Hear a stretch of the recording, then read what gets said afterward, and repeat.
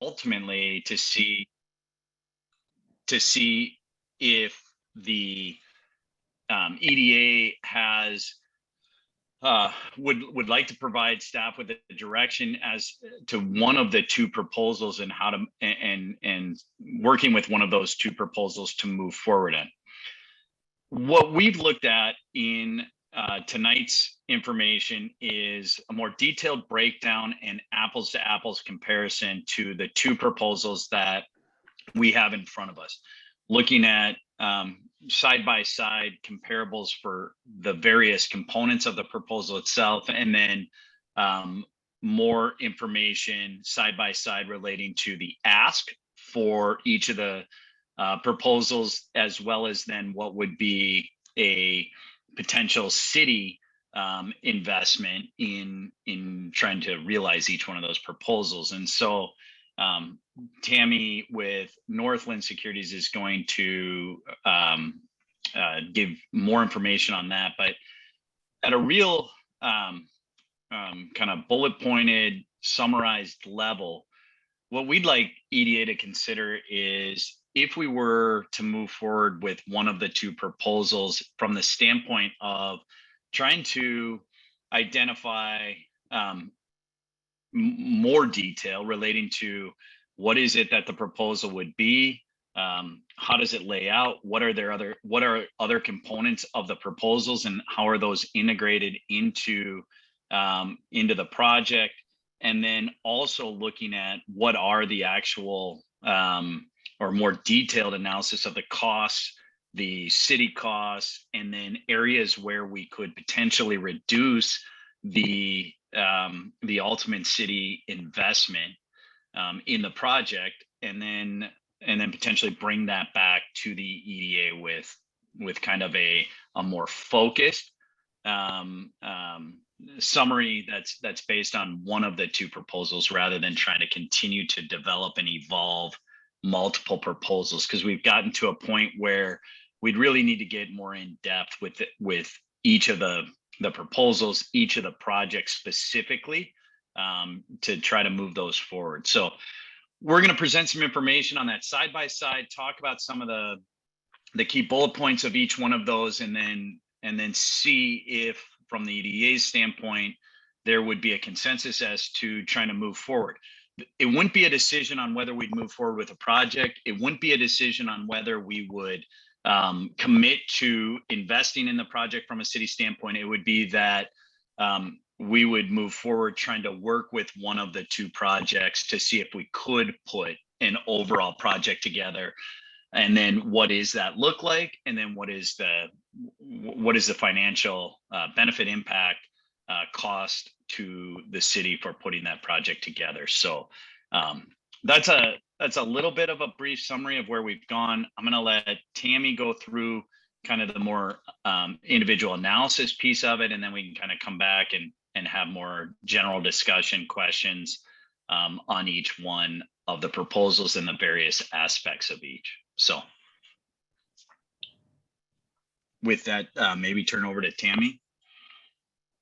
Good evening, committee members and mayor. I would note as I start this, I am taking this meeting from my car outside of another city hall, so I apologize in advance for any noise. And if somebody starts mowing their lawn, I will mute and then close my windows. So with that, Clarissa, if you could allow me to share the screen, or if you want to bring up the memo, I think it might be helpful to have that open as we go through the comparison of the two proposals. Give you permission. Thank you. So in your packet was a memo that summarized and focused on the financial aspects and comparing these two projects. And certainly there is more to compare than just the financials. I would also note before we finalize this memo, collectively staff and myself and Mark had a chance to review this with both of the development teams. They did not receive the memo, but on a Zoom meeting went through the points because we wanted to make sure that as we asked them to clarify and provide information that we in fact had captured that correctly. So I believe that to be the case, but I see that we have both the development teams attending this evening, and they may have comments if the EDA wants to entertain any comments or questions from them. So to start with, on the EBERT proposal, and the EDA is aware of this, to construct a 4-story mixed income, it would have a component would be that 40% of the units would be leased to persons making at or below 60% of the area median income. It would be a 72 unit building comprised of studio, 1 bedroom and 2 bedrooms.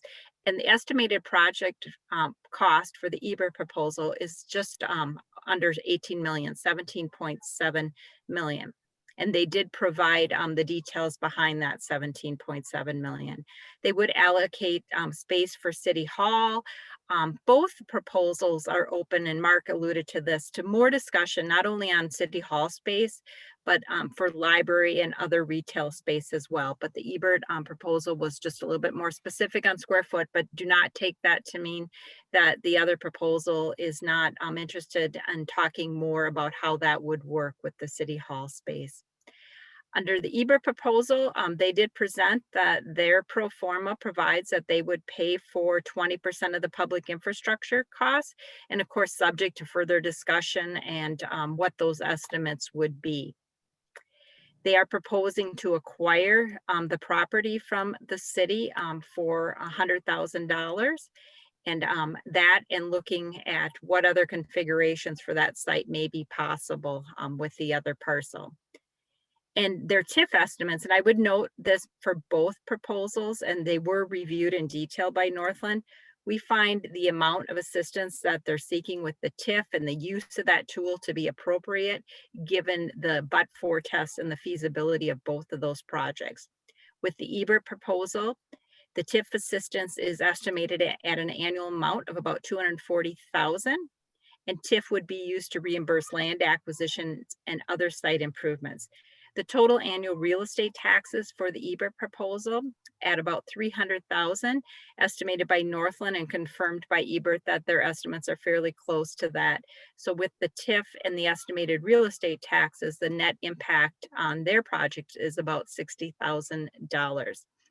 I would note, as you compare, and I will talk about the next one in a moment, their classification for tax purposes would be 4A or for apartments with 4 more units.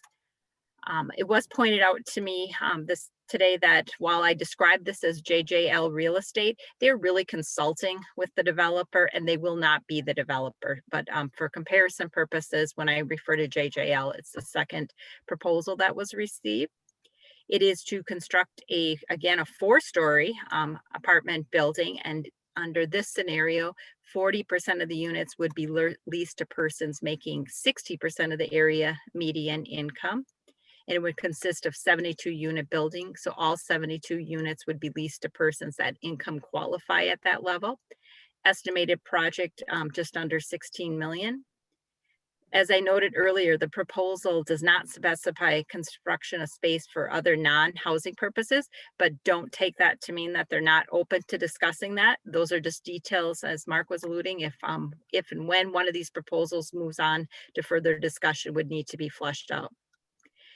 With respect to the public infrastructure, they expressly didn't say what portion they were going to pay, but I would note again, I think that's subject to more discussion and details, but at this time it was not in their pro forma. They are proposing that the city would convey the land to them for $1. And to receive TIF assistance from the city, they're estimating that the net result, they just looked at it a little bit different. So the difference between their estimate of real estate taxes and the TIF, the difference would be about $43,000. And we find that estimate to be reasonable, both for the TIF and their underlying what we assume they were that they were assuming for real estate taxes. The second part of the memo, and I won't walk through each of these points, staff and myself, based upon the last EDA meeting, summarized for the purposes of discussion with both the development teams, what we call the essential deal terms, recommended deal terms, and public financial assistance terms. And this was meant to help shape the follow-up discussions that we had with both of the developers after the last EDA meeting where this was discussed. So I'm going to go to the Exhibit A, which is a side-by-side comparison. And I'm going to make this a little bit smaller here so everyone can see it on one screen.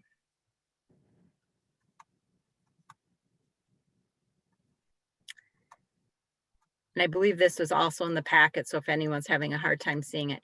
So side-by-side comparison, I won't read through all of those, but I will, because I covered most of this, but I'm going to highlight a few pieces of information that were not in the prior bullet points that I walked through. So the present value of the TIF from the Ebert proposal, and that's simply looking at over if the council were to approve to the maximum term of 26 years for a housing district, in today's dollars, what that future tax increment revenue stream would be worth and available, the equivalent to reimburse project costs. For the Ebert proposal, it's approximately 3.6 million. And for the second proposal from John or JJL, it's about 1.7 million. The reason there is a difference in the present value of the future tax increment cash flow has to do with the fact that the property class, for purposes of paying property taxes, their classifications would be different. JJL, which I'll refer to it as that term, would qualify for 4D because of their proposed financing, and low-income housing tax credits would have rent restrictions. Under Minnesota statute, if there's both restrictions on income and rent, that and the at least more than 20% of the units are leased to persons at qualified income, it would qualify for 4D. So the real estate taxes would be less, and therefore the TIF would be less. The last point with respect to the development costs, Ebert at estimated 17.7 and the JJL at 15.7, that's also driving the estimate for both the real estate taxes and the tax increment. I would summarize, all these numbers are preliminary. I think they are reasonable comparisons, and the developers, again, are participating in the meeting if there's specific questions, but it is not a final picture. This is simply to help inform the discussion that the EDA will have on which, if any, of these two proposals that you want staff and consultants to move this to the next level with respect to discussions. Madam Mayor, I will turn it back to you. Thank you very much, Tammy. Any other comments from staff? All right, then I will open it up to the EDA for questions. Who would like to start?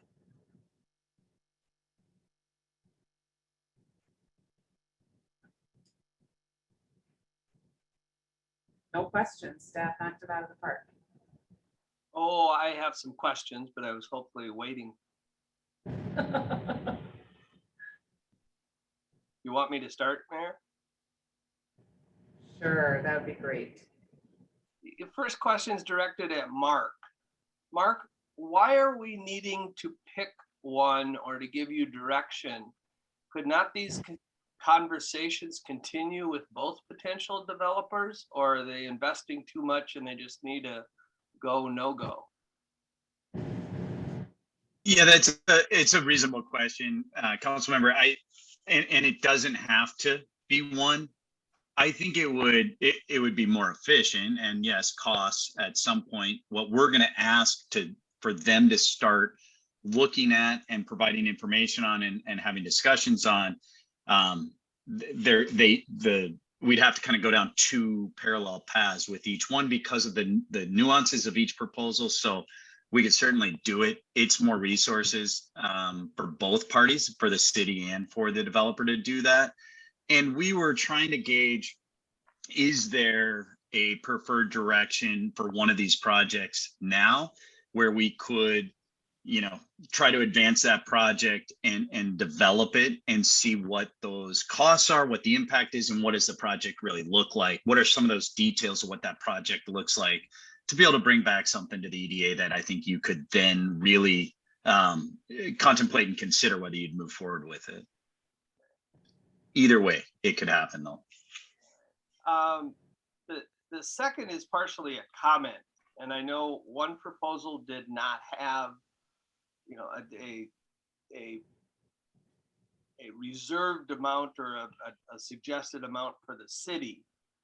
But one of the criteria we have talked about every single time we did this is that if the city is going to be a part of this downtown development, the only way I will support it is if it is a reasonable footprint at a reasonable cost. You heard me say that before.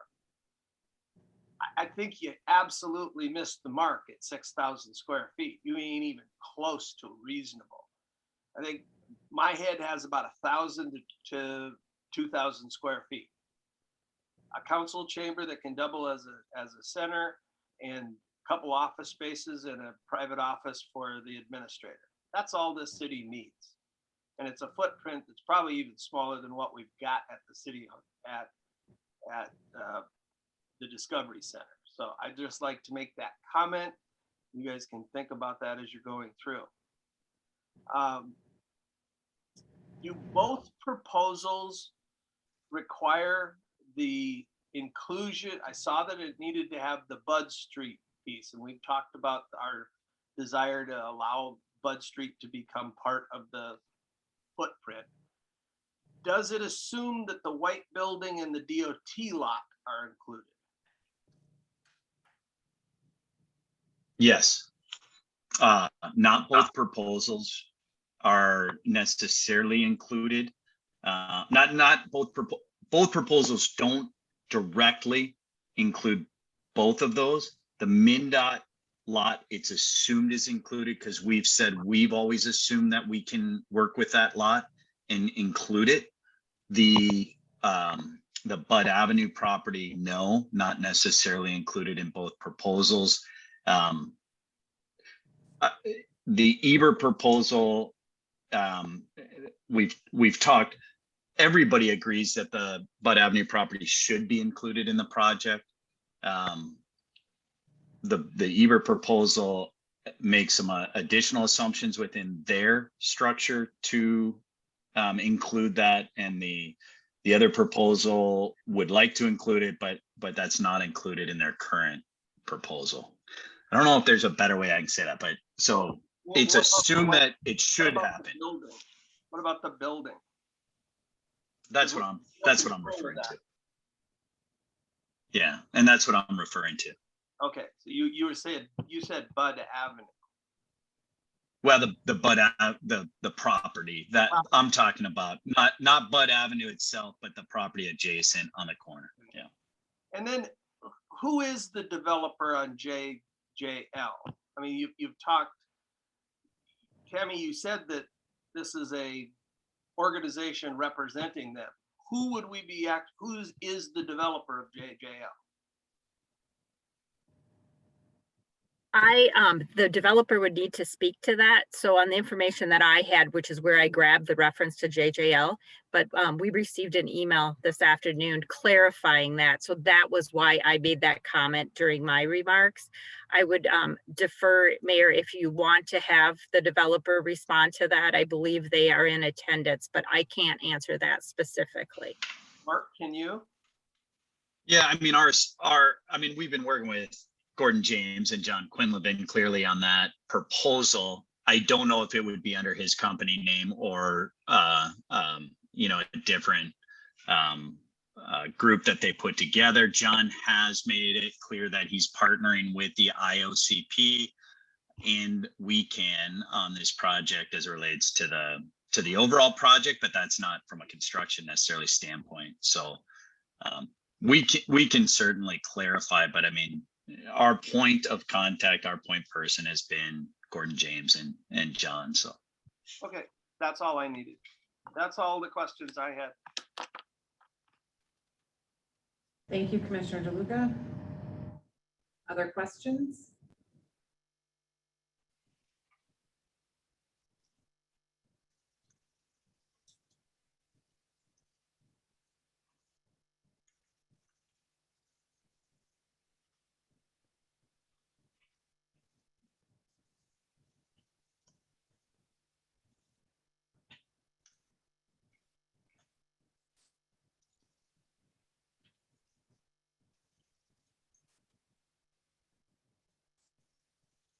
I do think at some point we are going to need to have a conversation about square foot of City Hall. Because I do think what we have now is not adequate for our needs and knowing our long-term plan of being there for a long time. And so that will need to happen at some point. I think it's great to have two proposals. I do like the mixed income apartment use. And I think there's options with, paying the city for the land so that we can get pricing down. At this time, I don't have specific questions. Anyone else?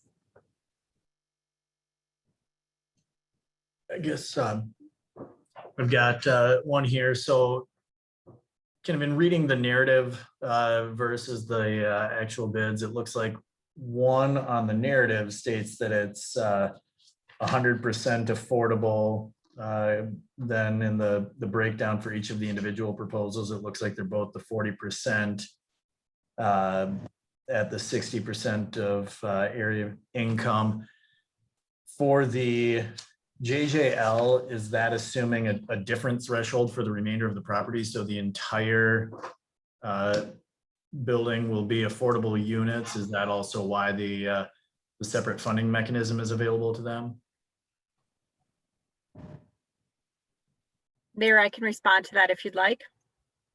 Please. So yes, the difference is both contemplated the establishment of a housing district, which you have to have income qualified tenants at certain percentages. Ebert is proposing that at a minimum 40% or 29 of their 72 units would be affordable at that 60% of AMI. For the other proposal, it's proposed that the entire building would be affordable at least that 60% of the area median income.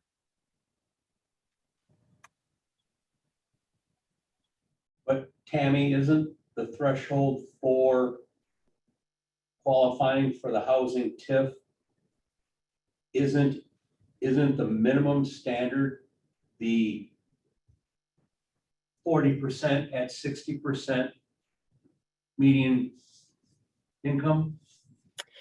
That's correct. On a housing TIF district, there are two options that a city has to consider with a developer. Either 20% of the units affordable at 50% of the area median income, or 40% of the units at 60% of the AMI. Both of the projects would meet that minimum threshold. The second one, what I've described as JJL, would actually go further, and 72 of the 100% of the units would be at that income level.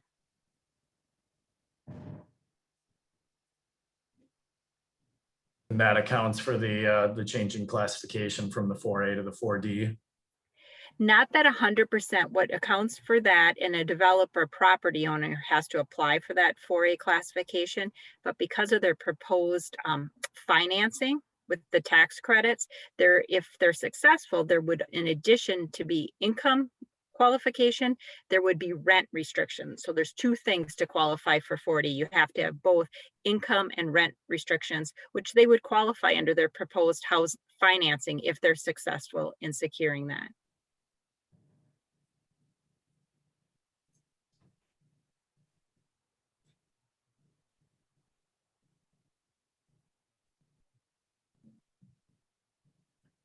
Tammy, you mentioned in your narrative earlier that you've reviewed their pro formas and how they calculated valuations and therefore what the TIF would be valued at, et cetera, et cetera. But on paper, there's quite a big discrepancy, but you stated that you're comfortable with both of them. Why is there such a big discrepancy between one proposal and the other? Sure. So this is Tammy speaking. The reason is a discrepancy both in the real estate taxes that would be paid from one versus the other, and therefore the tax increment generated. The difference comes from their classification for tax purposes. So as I was referring to this quote 4D classification, that means under Minnesota law, a smaller percent of their valuation is taxable. So they pay less in real estate taxes if they qualify, a property qualifies, is able to qualify units under 4D. Under the JJL proposal, it is, if they secure their financing as proposed, they would qualify for 4D, and therefore their real estate taxes would be less, and so would the tax increment generated from their project. So that's the difference. The difference is not coming from that one did a better job of estimating TIF and real estate taxes. It is the difference in the classification of their property for real estate tax purposes. Does that answer your question? Yes, and then a follow-up question then, please. In a legislative paper on TIF and the income qualifications to qualify for it. One of the things that I read was that the higher the volume of a project with income subsidies, it has a impact on the tax valuation of the property. Am I to read that the one that has 100% subsidy is going to be valued at less than a piece of property that, for example, had no subsidies? Am I reading that correctly? Not necessarily. Sometimes I use the way to describe housing tax increment financing districts as market rate housing with an affordable component. And the reason I say that is, and let's just refer to the Ebert project, for example. They're not going to build the units that would be leased to persons that income qualify any different as far as finishes or otherwise than the units that would be leased to persons that don't income qualify. So therefore, the fact that it is a project that may be receiving tax increment assistance doesn't mean that their taxable market value from an assessment standpoint would be less. For the JJL project, I would say the same. I haven't seen specifics yet on their, proposed, they're not that far along, but it would depend on the project that they're proposing and the finishes with respect to the quality of that I would say, and they're on the line here, that I would expect from a finishing standpoint that both of these projects would probably be fairly similar. So to answer your question, it's too early to say if the assessment would be different, but in my experience, you shouldn't assume just because there's tax increment, or we can call it a subsidy provided, that the assessed value would be less than if there was no assistance being provided. Thank you.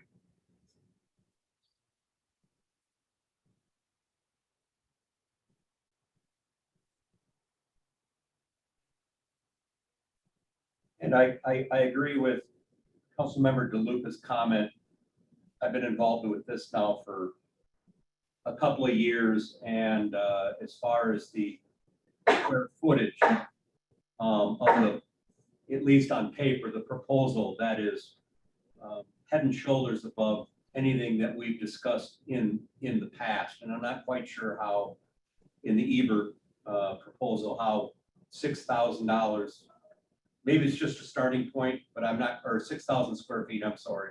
How that, if that was a number generated from staff, or if that was a number generated from Ebert, but it's it doesn't even begin to follow what discussions we've had in EDA in years past. That was just a comment. And just from a staff standpoint, so everybody's clear, we haven't given a number on that, and Ebert isn't set on a number, and neither is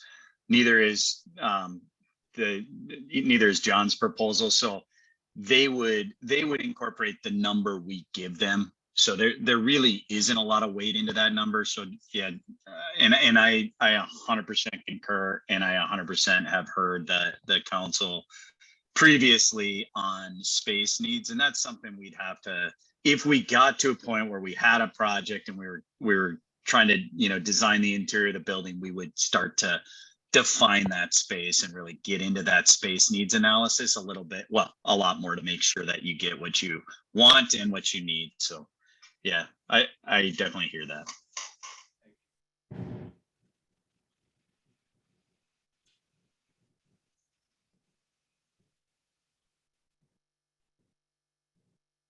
Any other questions? What's the total square footage on each of the two buildings?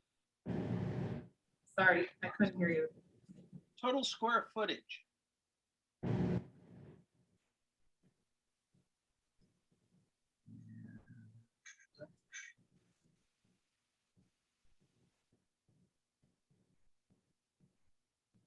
Mike, we're having a little bit of trouble hearing you. Can you repeat your question? Oh, what is Total the- square footage for the building. Yeah. Mark was looked like he was looking it up. I'm trying. Yeah, give me 1 second. Tammy, I don't know if you have that in your head or if we saw that. I was trying to remember what we have looked at it previously. Mayor Council, I do not. I was focused on the number of units with respect to the increment. Yeah, and we've had a number historically, and I don't. Let me see if I can pull it out.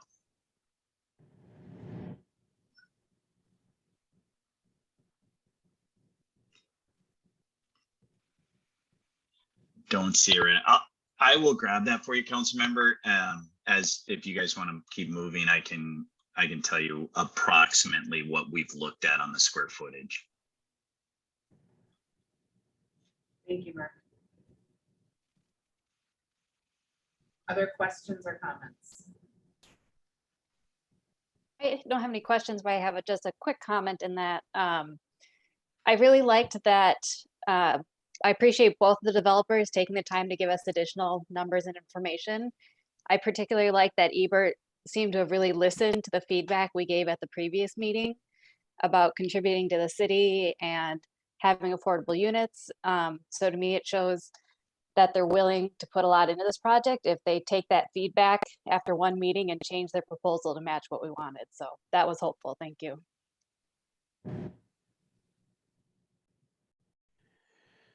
Yeah, comment that I have still is I'm having a hard time wrapping my head around this, the size. And I know you guys, we've been working on this for a long time. I haven't been involved in it, but I keep driving and riding my bike down past that area, and I look at, we don't have anything close to 4 stories down there, and it just concerns me the size that we're looking at about putting down in that area.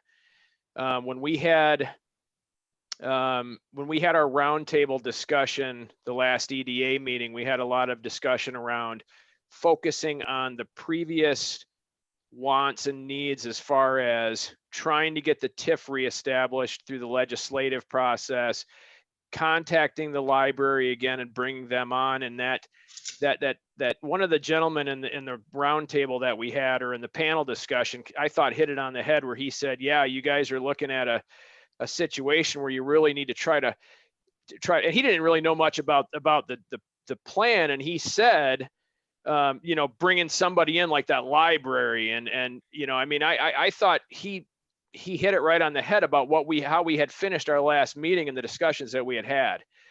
So it's just a comment, but I would encourage us to think about what exactly we're trying to do down there. And I just still have a hard time with a mostly residential 4-story building right there in that location.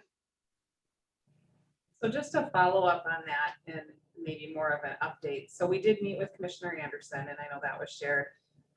Last Wednesday at the Northwest Hennepin League, Commissioner Anderson and I were talking again, and his staff, Amy, is presently working on setting up a meeting with David Huff, who is the county administrator, to further dialogue about the potential of sharing the space with the library. So that is still very much on the table, and conversations are continuing to happen and moving forward with that. So I think that's good news.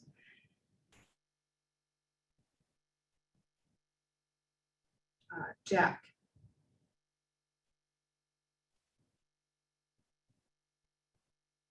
You're on mute, Jack. There we go. Can you hear me now? Can you hear me? I apologize for being late. Yep. And I agree with Commissioner, Councilmember DeLong. Basically, I'm thinking of, we probably do have 4-story buildings in Maple Plain, but not in that area. And I met with the city administrator earlier last week to discuss, what do we really owe on that property right now? The property technically, and I hope I'm not rehashing anything that came up earlier. Again, I'll apologize for being late. But I don't think we have to rush into anything right now. We know, and Clarissa and I kind of discussed this too, we know the vision that we had 100 years, last century, I'll call it, but that doesn't have to be the vision that this EDA has to have, but it sounds like it's about the same. We want something, warm that brings a little, makes Maple Plain stand out from other places, and a 4-story apartment complex isn't going to do it. I don't think either. And maybe maybe I missed part of the conversation, but there is no rush to do anything unless the council members are hearing an outcry that we want something done there now. So those are my comments. I would agree that I don't think there is a rush, but I think things have definitely changed in knowing more so of a reality check of what is potential and what can be done. And also that, there is some outcry of, put in a gas station, put in a dollar store. And I truly don't want to see that happen with our downtown. And that's what the general public is asking for, because they know we can get those things done.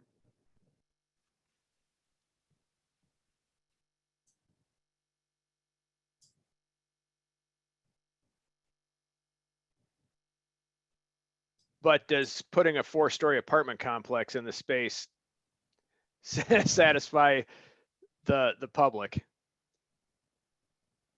Let me throw this out, John DeLong. Back a couple of years back, when John Q came in with some renderings and presented to EDA, I don't know if I can speak for the entire council, but I was overwhelmed by what we were looking at. He had incorporated the library and the city hall into the mixed use down below. There was a mixed use space down on the first floor. We had vacated. The goal was to vacate that section of Bud between Main and Highway 12. There was public land that ran in that vacated area and to the north of this building, but it's always been a 3 to 4 story building, underground parking, et cetera, et cetera. And if you look at, if you go back and look at those renderings, I think you would be overwhelmed as well. I think if you went onto, maybe you have gone on to Ebert's website and looked at some of their current and past projects as far as multifamily housing, they can't do it at 2-story. They can't make any money at 2-story. You'll lose it if you try to do it at 2. They'll have to stack 3 or 4 levels on top of it. So it's, if we're going to get housing in the downtown, I agree. The goalposts seem to have gotten moved over the course of the past couple of years by losing our TIF and having to go to a housing TIF, and we seem to have lost the lower level mixed use to the option to put in some mixed use in there. We haven't consolidated a library in. We haven't confirmed square footage. There's so many unknowns, but that's kind of always been, at least in my view, the vision of that. You and Jack don't seem to agree with it. I get it, and I get Jack not wanting to push forward too fast, but the developers want to work on this too. So it's just a comment. Jack? If you go back to the original developer, and I'm not going to tell the whole story, but that's before John Quinville, and that John has done some work with the original gentleman, and that John just kind of did some derivatives off of that. It had outside dining, it had possibly a Chipotle, it had possibly a doctor's office, maybe a pharmacy, and those things have all gone by the wayside. I'm going to say it was a 2 to 3 story, not a 3 to 4 story. But I'm not against moving forward. I just want us to make sure that, once a building goes up there, I think it's going to be, in my lifetime, I'm going to call it permanent. So, a lot of you, a few of you are younger than I am, but let's make sure we make the right decision as we move forward. That's the best thing for the city of Maple Plain, not just to get a building there. And to that comment, I would say, to me, this is more than just a building.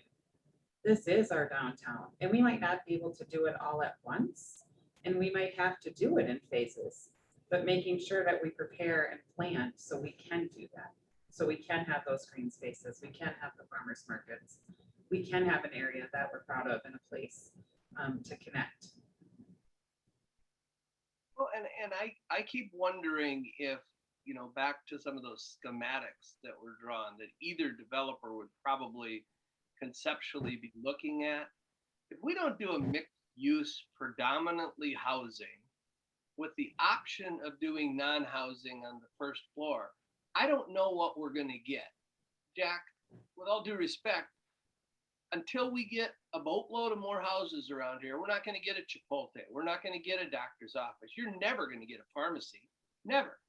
It's just, these are things that, if that is our vision, then keep it a park forever, because that's what you're going to end up with.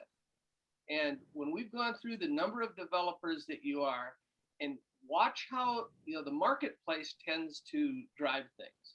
It drove it to this use, predominantly housing with optional lower level non-housing.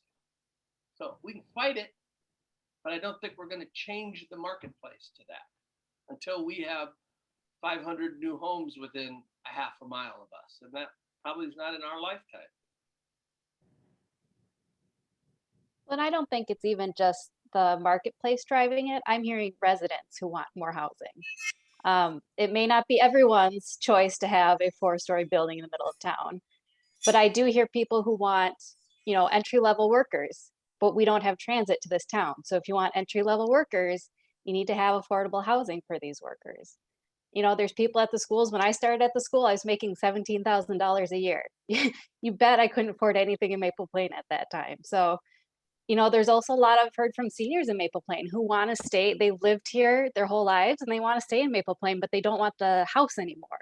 And they would absolutely love an apartment downtown where they could walk over to McGarry's or, Blackwater for coffee. So I think, while it might not be everyone's dream for 4-story, I'm hearing from residents that they want housing. So I don't think there's as many people against it as there used to be.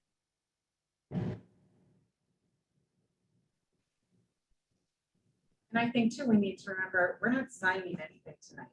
We're trying to give direction. Is this still a viable option? Are we using time wisely for everyone involved?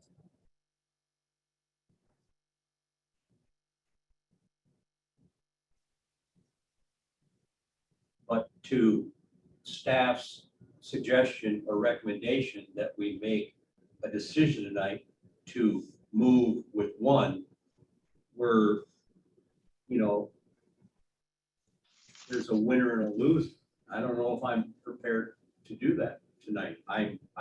There's a lot of unknown with the JLL or JJL, a lot of unknowns. And I don't know if their proposal just didn't have the depth that Ebert did. Well, I hear what you're saying, and I hear what Mike said earlier too. Do we need to choose one? No, like Mark said, we don't, but I think at some point then we need to be okay with the fact that we might lose either interest from Ebert or JJL. And is that a risk we're willing to take? So I think maybe that's the better question, is if we're not willing to choose either either one or none. You know, are we willing to take the risk? Those are the three options I see. If there's others out there, please name them. But that's what's going on. Or put another way, are developers willing to continue talking with Mark and staff without us saying we'd prefer A or B?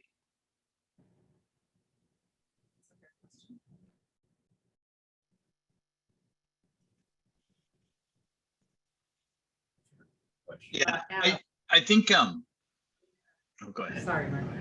Go ahead, Adam. Yeah, I was just gonna kind of weigh in, I guess. I get to be a little bit, the fact that I purely wear the Economic Development Authority hat, and I'm not also wearing the city council where, you know, more goes into it.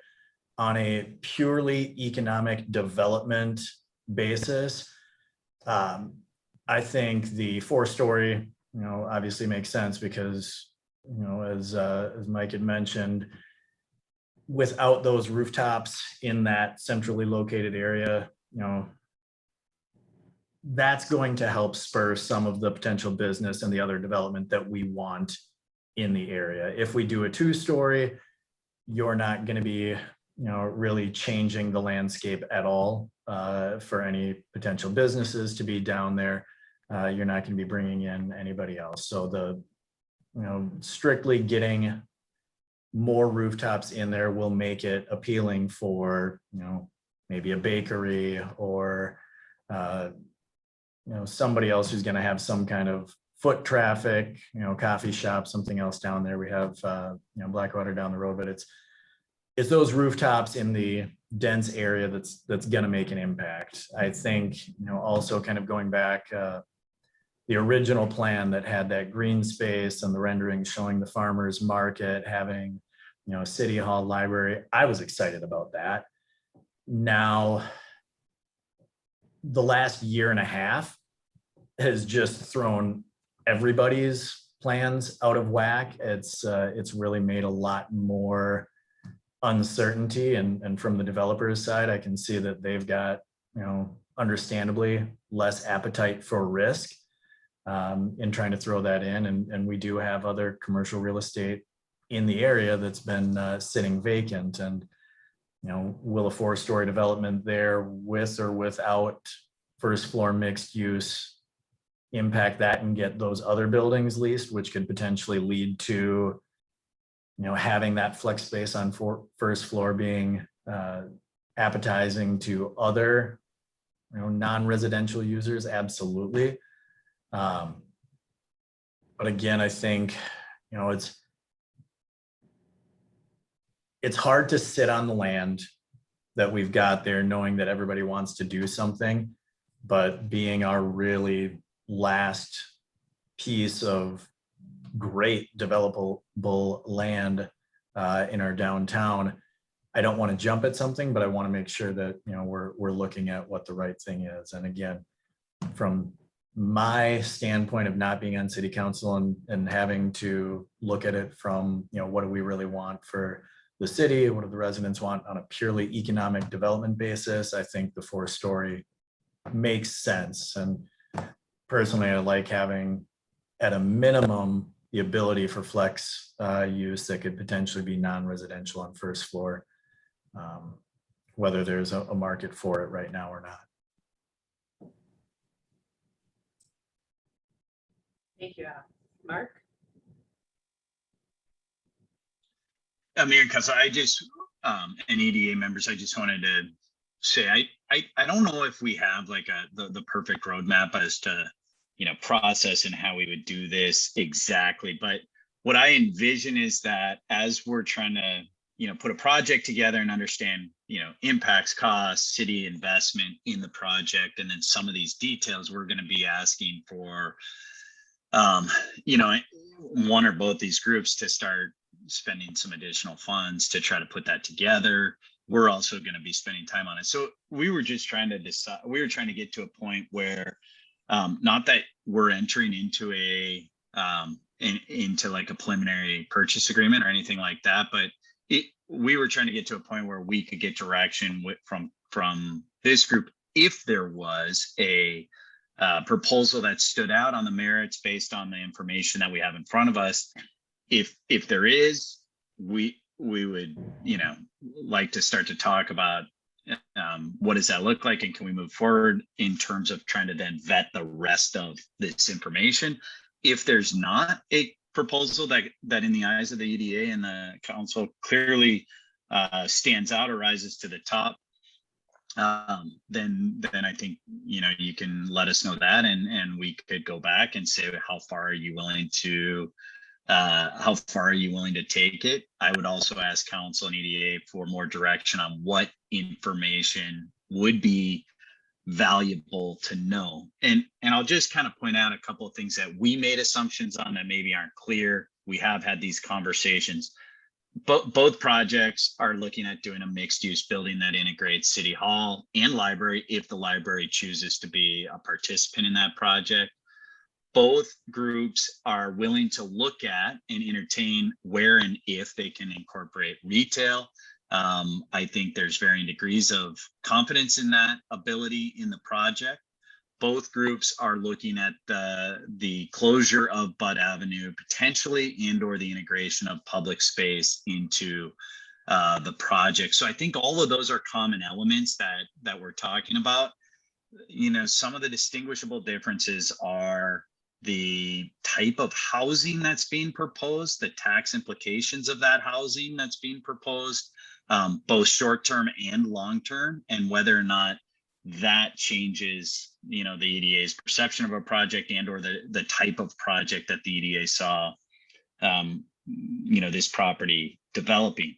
From a staff standpoint, I mean, just so you know, my goal would be to integrate retail to the extent we can get it, whether that's, you know, market rate retail, whether we've got to come back to the EDA and talk to you guys about incubation space or other ways of getting first floor retail, whether that's we build the first floor to accommodate conversion space. I mean, I think there's a lot of things that we can talk about and think about as we're moving forward, but those are really much more details that we'd have to kind of work through. What does that look like, and what does that do to the ultimate you know, pro forma for this project? We want to integrate public space into this project, and we've got Bud Street right away to kind of participate in that. And then we want to redevelop the city's Main Street, Maple infrastructure, as well as the kind of experience, everything above ground, parking, sidewalks, lighting, landscaping, you know, all of the things that would start to create that, become that space making or that place making, for sure integrate that. So, I mean, those goals haven't changed. I think our intent would be to see if we can realize some of those. We are talking at kind of a semi-high level on this project to try to understand, you know, where are the differences in the two proposals, and are any of those distinct enough for the EDA, the council, to say our preference would be to move forward in this manner with this based on some of this information. I don't know that if we were to say that, they would preclude the other group from still being, you know, essentially at the table, or kind of at the table if the other, you know, if one or both don't pan out the same way. So I don't know if that was helpful. I just want to make sure we're kind of all talking about the same things. And I think our goals and what the EDA said are certainly the goals of staff moving forward. But of course, we've been, you know, at this for a long time, trying to, you know, really kind of balance reality with desire, and then, you know, vision with, you know, what's realistic and feasible on this property. So at this point where we are, is there even any reason to go back and try with the TIF, or do we just need to jump or move forward where we are with this and let's move forward? Mayor, this is Tammy speaking. Can I weigh in on that? So I think there may be options, but it goes back to, and Councilmember, I was going to jump in ahead of you and comment on this and Mark's comments. without picking one of them, and you don't need, the EDA does not need to, the challenge becomes, it's more difficult to have those type of conversations to figure out, is there a different way we can solve this when there are two developers? And I speak from experience. I realize the challenge. I work with a lot of different EDAs and city councils, and when you have two proposals and they're both great proposals, picking one of them, I often say sometimes a fast no is better than a very long maybe to both of them, because to take it to the next step, to look at other options, you know, is there another strategy for the assistance, and for the EDA to make a different decision really involves spending more money on their part, on design and consultants and working through that. They both may be willing to do that. We have not asked them that question, but from experience, I have found that a fast no to one of two developers is better than a very slow maybe to both. But that is the EDA's decision to make this evening. Mark, are both developers on a path where they would assume things took the path that we would do and there's still a lot of work? Would this be construction starting in 2022, 2023? What would be, are they both on the same trajectory? Yes, both would be 2022 construction. Mayor, if I can add to that, there is a difference in the financing proposed for the two projects.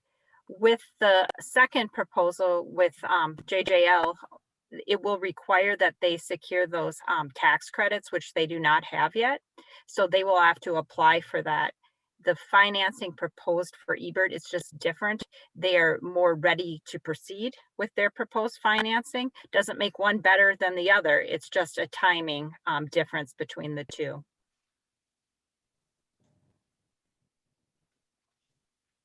Tammy? Could I have you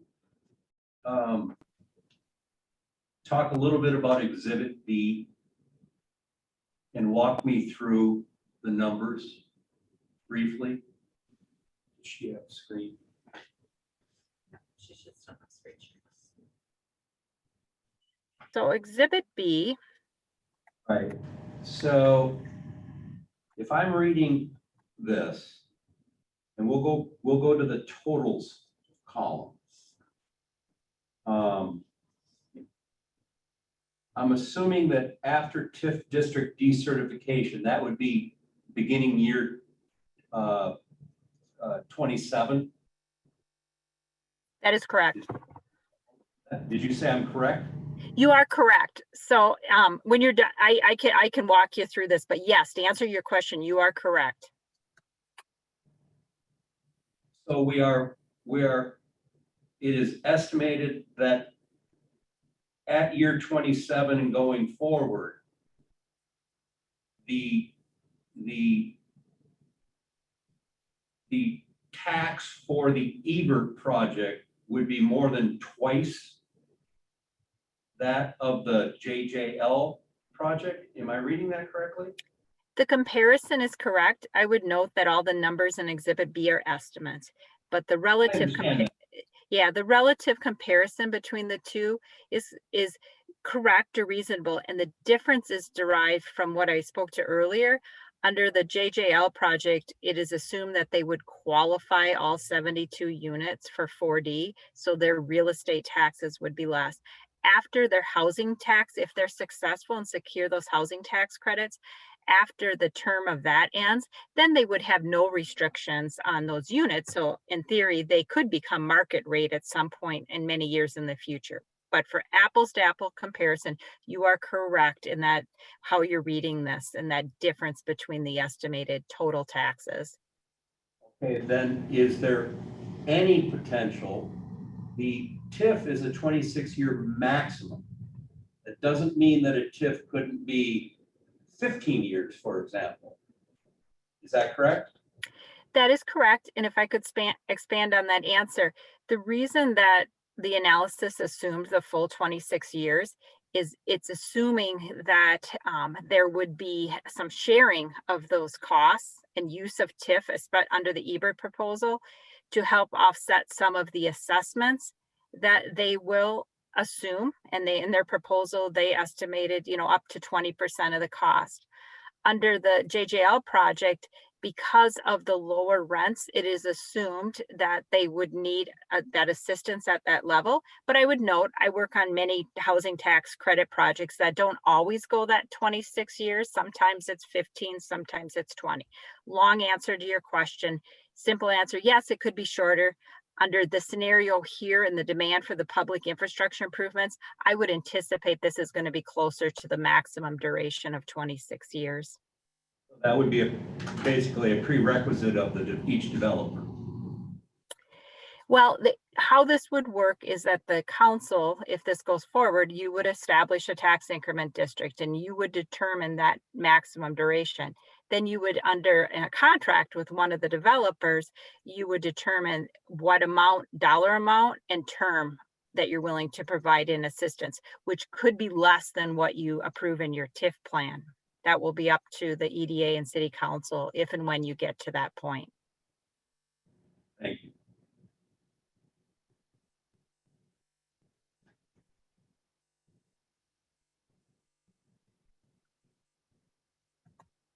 Other questions or comments?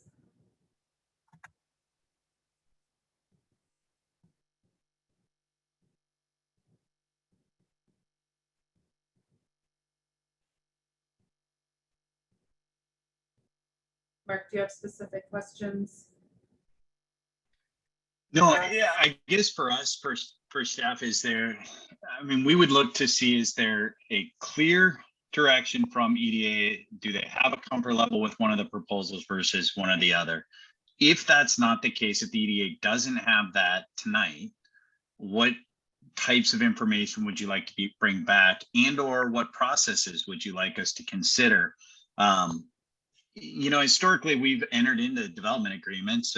We've had preliminary development agreements on this property for the better part of 5 or 6 years over the last 8 years, 10 years. And prior to that, we had a purchase agreement, development agreement on the property for a half dozen years, maybe. We haven't had one in the last couple of years. This property has been generally available, in the sense that we've actively been, trying to find groups that are interested in development. We've of course had John and his group that's been interested, that has been working on trying to put together a project for the better part of, I think, about 5 years now, or 4 years. If the EDA and council, doesn't find clear direction, or if they want, I mean, you could ask both groups to come back with a more formal presentation to the EDA with more information, almost as a RFP-ish type of a proposal. That takes a lot of effort and resources to do. You could also just, talk to both groups individually to see, if there is one group or one project that kind of rises to the top, or that you'd feel more comfortable moving forward with. I mean, that's one piece we haven't done to this point. We haven't, brought either group in front of the EDA. But again, our intent is there some clear direction? Did one of these proposals, present an option that the EDA and council thinks aligns or more closely aligns with what the vision for that property is, or the type of housing unit that the city wants to see in this kind of core piece of the downtown? There's a lot of similarities between these proposals, but I think, as we've pointed out in the analysis, there are quite a few distinctions from a financial perspective that can be seen. So before we went further, before we thought of other processes, this was our, we wanted to answer some of the questions. We wanted to see if the developers could kind of step back, relook at what their asks were of the city, and then come back to the city with some revised information. I mean, I think the numbers we have in front of us tonight are estimates, but they're fairly well vetted estimates of what these projects really start to look at. The thing that you don't have is, we're not looking at a specific site plan. We're not looking at specific building details, architecture, all of the square footages, everything involved with that. That's what takes a lot of time, effort, energy, and that's what would also allow us to start to narrow the scope and kind of hone in on the real numbers for putting this project together. What is the real need, gap, and investment by the city, and what is the project actually put forward? And we haven't gotten to that yet. It's a little bit unique in that we have multiple groups that have come out and said, I want to, I've got this project that I want to do, and would you consider, letting me move forward with trying to accomplish one of these projects? I mean, that's a good thing that we have in front of us tonight. So just as a quick side note, 20,000 square feet per floor. That's what that footprint generally is. It's somewhere in that 24,000 square feet. That's what we've historically at least looked at on a concept level. So just to get back to Councilmember DeLuca, your question on total square footage, it's that's about a per floor estimate. So. Mark, you've asked the question about 4 times tonight. Do we have a preference? And I think the struggle that I'm seeing is partially, I like that JJL is using IOCP, the partnership with a local community, that's got extra points to me. I like the fact that Ebert seems to have, although this may be more of a gut feel than anything else, may seem to have a slight financial advantage to the city, particularly in the long run.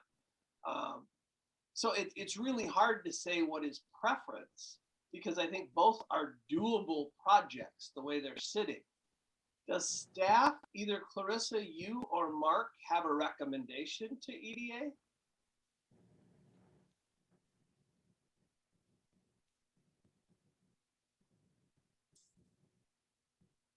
I guess I personally wouldn't necessarily, I lean a little bit more towards the financial side.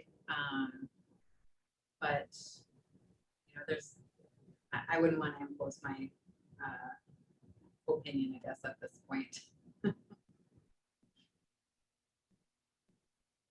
And Councilmember, I respectfully, I don't. I mean, I think you're right. Both projects have merits on their own that are both realistic projects that can move forward at this point.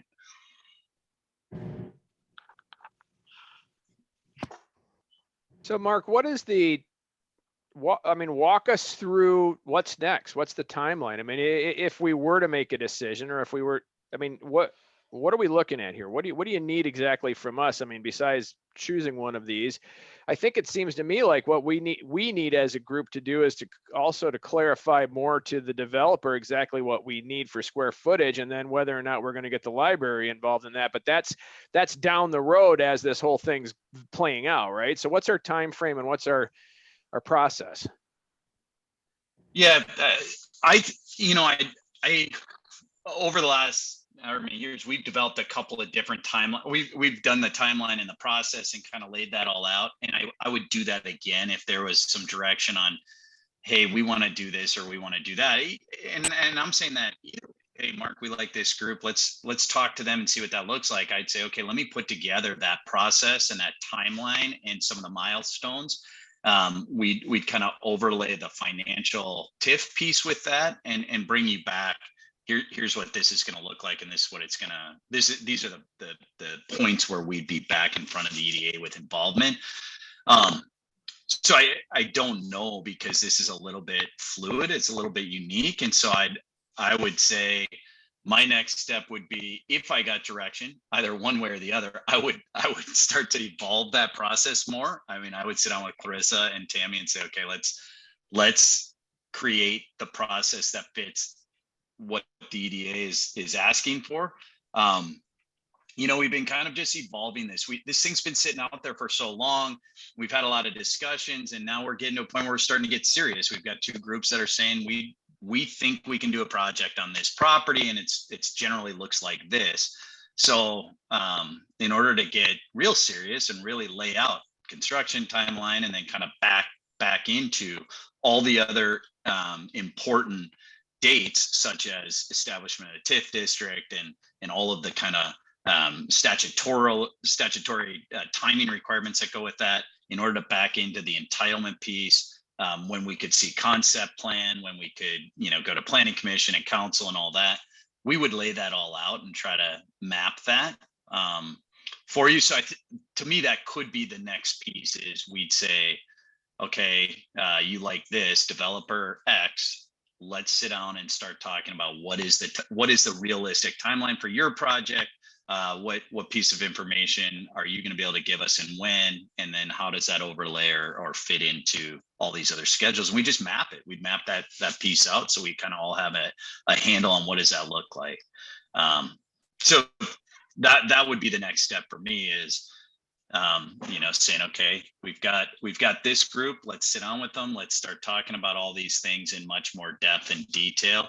The city hall piece is I know it's super important and we want to hit it and get it right. That's a super easy piece to just kind of pop into this process.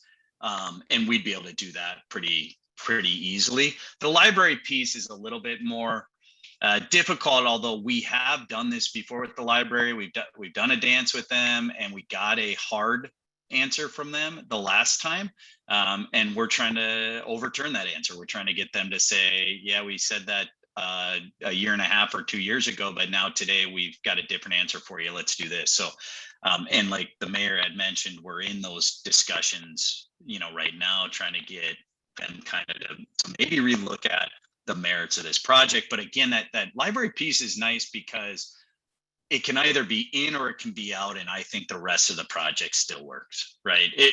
Everybody agrees it would be the best case scenario if they were in and we got the library site under contract and we were able to then do something with that as a part of this project or as a secondary supplemental project. But at this point, we could do this project with or without the library. And I think it still works, but there would be a drop dead date that we'd have inside of our newly created schedule that we'd have to have a hard decision from the library by X date. And we'd map that out as a part of our process. We'd have, say you guys need to give us a yes, no, because it either means, 4 more retail spaces, 2 more apartment units or whatever it is. We got to figure out how that fits. So I don't know. Did that answer, council member? I know That did. And I, if this is the direction that we're going and that the EDA feels that we should go, like you said, I mean, I've only been around for 2 years and it's been going, it's been going on for 2 years already in my side of things. But I would be willing to make a decision to go with one over another. To get the ball moving, because like you said, we have an opportunity right now to actually move this forward if that's the direction we want to go.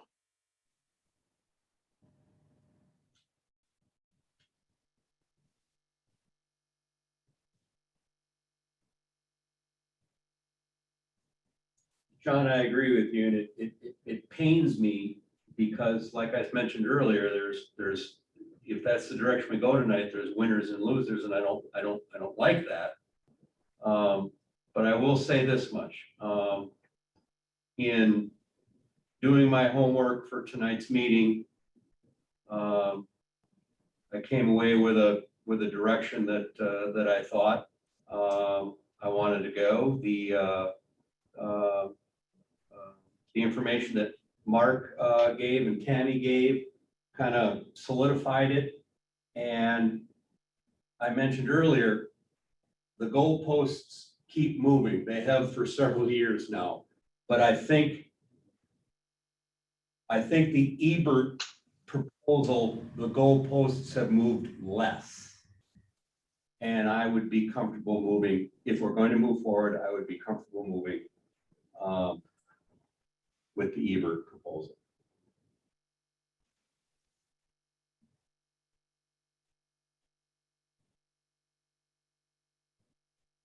That's where I am as well. I'm sort of in the same boat. I think again, the numbers we have are preliminary. There are a lot of TBDs on there. And so, I don't necessarily think that I would, if we, weren't forced to make a decision, I don't know that I would rule out either, but if it's beneficial for all parties to make a decision. I think that's, Ebert is also the one I'm most comfortable with. I agree. As I said earlier, I was hopeful that they listened to the feedback we gave last time. And even though the goalpost moved, as John said, I think they moved in the right direction. And I think based on just the financial breakdown, and to me, it's a better balance right now, what we're looking at. So I would be comfortable moving forward with Ebert as well.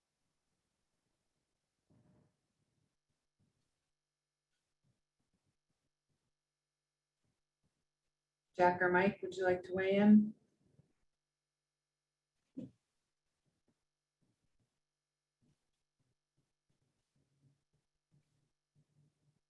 I'm personally torn between the loyalty of a local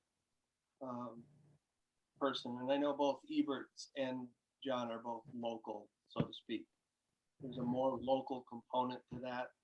I think missing the ILCP opportunity tugs at my heart, but I'm not going to stand in the way of what clearly is, I think, the direction that we need to give Mark and Clarissa, which is to work with Eberts. Thank you. I guess I kind of going to echo what Mike said. I'm afraid, when you say goodbye, John, and if Hubert doesn't work out, I'm sure John will never come back. That's the problem when you make a choice. I hope I'm familiar with Ebert Construction. They're a good company, as good as Gordon, James, and John. So if we have to make a decision, and it seems like the strong majority is in favor of Ebert, I would agree with that choice. Well, it sounds like there is a consensus if direction is needed. And then also, I think it is important to keep in mind, as we've talked about with all our options being open, that IOCP is not completely out of the picture, is my understanding with either of these. Is that correct, Mark? I don't know if I know that for sure, Mayor, but if that's something that the EDA is interested in pursuing as a part of the project, we can certainly talk about that. I don't know if I have an answer for tonight about that. I met with Marty from Ebert. He seemed very open and willing to suggestions and directions. So I guess on behalf of the EDA, I would like to suggest that whoever going forward would continue or begin dialogue with IOCP for the affordable component.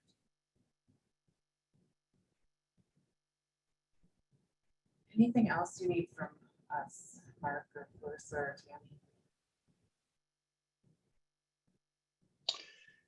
Mayor and members know, I think Clarissa and I will sit down and talk about kind of next steps, what is this, how does it shake out, and what kind of information are we gonna start to compile, and then what are the timelines and the milestones associated with moving something forward, and then kind of the key pieces of that. And we'll get that back to the EDA as quickly as we can. So we'll start working on this. Thank you. And I want to thank staff and everyone from Ebert and JJL just for the time and the investment and the opportunity to talk together and network and look at what's best for our downtown. With that, then we will move on to other business, and there is none for this evening. So I am looking for a motion to adjourn. I move to adjourn. Moved by DeLuca, Second. second by Adam. All in favor of adjourning? Aye. Opposed? All right, the meeting is adjourned at 6:55. So we will have a 5-minute stretch break, and then we will log back on at 7 for our workshop. Thank you, everyone. Thank you.